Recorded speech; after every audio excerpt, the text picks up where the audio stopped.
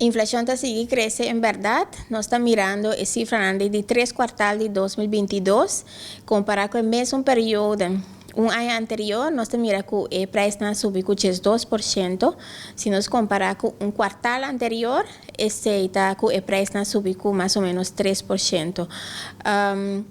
Lo que camina nos está nota que el precio ha subido más tanto de el cuartal aquí de 3 cuartal, estaba el precio de comida, bebida no alcohólico, preço de combustível, gasolina, etc. E também preço de corriente. Ainda nós estamos mirando que o preço subiu mais tanto. Produto que nós estava a seguir, nós mira que fora de 2 quartais, nós começamos a raportar e budget até subida de preço de huevo. Nós mira que é subida a seguir para janeiro, para o que está de huevo, que o preço de huevo a seguir sube.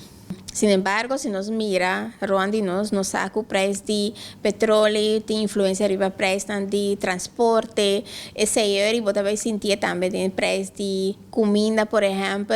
Assim, você mira, se algum fator, maneira subida de preço de petróleo, pode afetar outra área que nós está sentindo em certa comida também. Ou em certo sector também, por exemplo, comida.